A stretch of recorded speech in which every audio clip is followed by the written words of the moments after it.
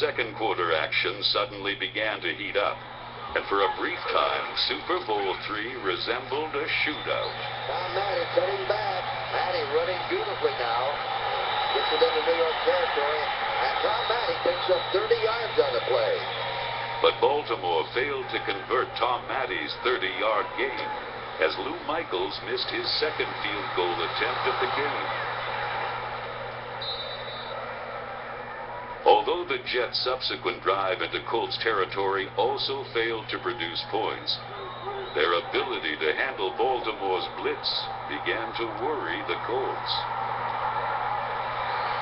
Namath did an exceptional job. When we did come with a blitz, other quarterbacks weren't able to handle it, but Namath, with his quick release, was able to get rid of the ball. Their receivers made quick adjustments against our defensive backs, and they came up with big plays. Instead of us creating havoc with the blitz, they beat the blitz and made big plays that helped them win the football game. This will be a 41-yard field goal attempt. The Jets up and no good. It sailed wide left, and the scoring is... Man, we should have had 3 points that time at least. With 4 minutes left in the half, the torrid pace of play was now matched by the temper of the players. The longest gain of the day set off the long, simmering hostility that existed between the two rival leagues. He's breaking it. He could be caught from behind. Billy Baird chasing him. And Baird finally brings him down. And that's Maddie's longest run of the season. And some unhappiness now. Maddie and Johnny Sample going at it.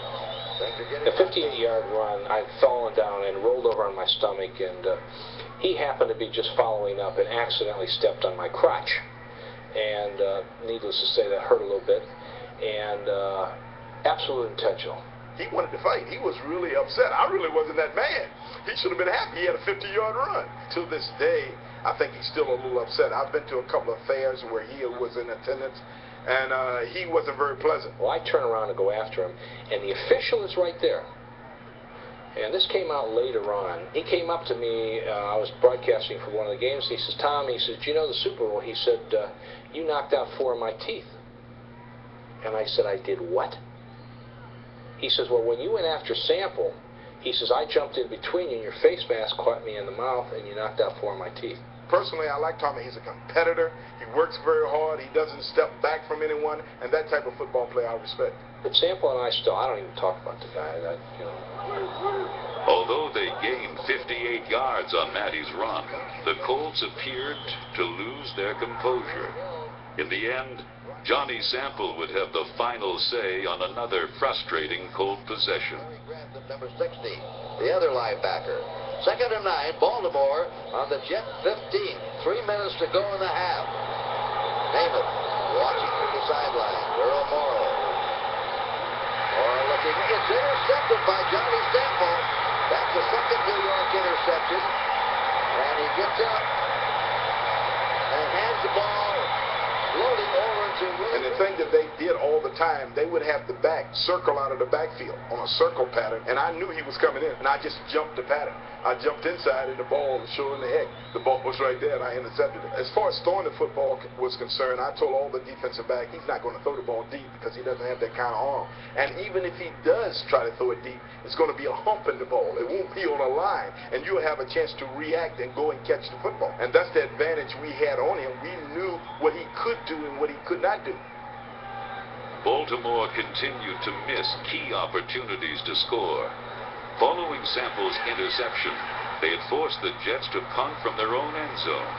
On the play, Alex Hawkins had come within inches of a blocked punt that would have netted a safety or maybe even a touchdown.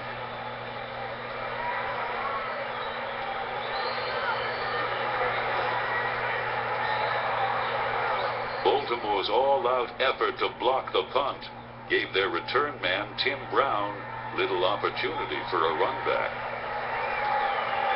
I thought I could have kept Billy in, but there was another guy. We were coming. See, we were coming. I saw it, but there was another guy right with you, behind you, and it said, I didn't want to go for a 10-yard loss because I want to keep it in field goal position.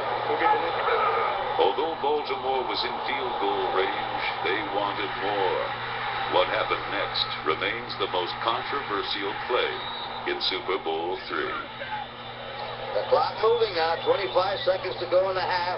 The Jets ahead, 7-0. There's a handoff to Matty.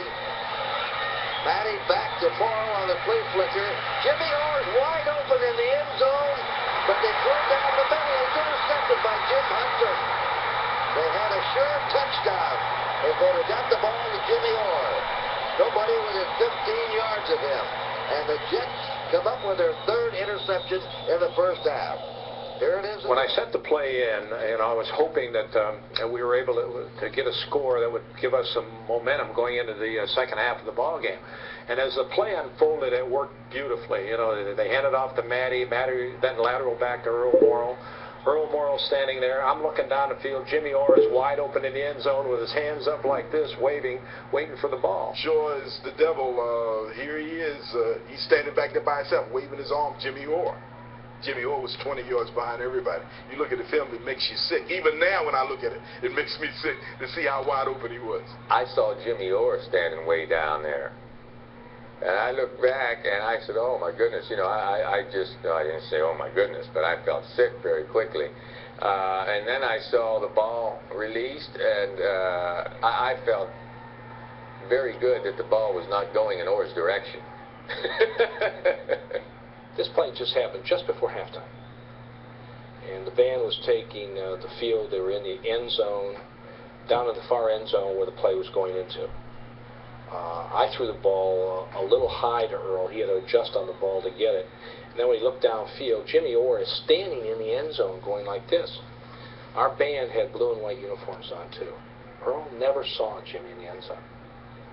And I think that was really the turning point. You could look at that any way you want. Sure, hey, they score that touchdown.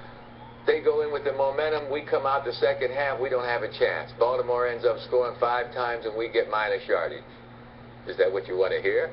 I don't believe that's going to happen. If they score that touchdown, we go back to work and we start at ground zero. And some people would say, hey, that's all right.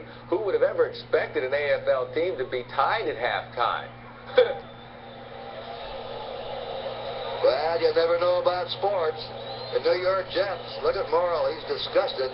New York's leading 7-0 at the half. They were 20-point underdogs before this game and will continue from the 1969 Super Bowl game right after this.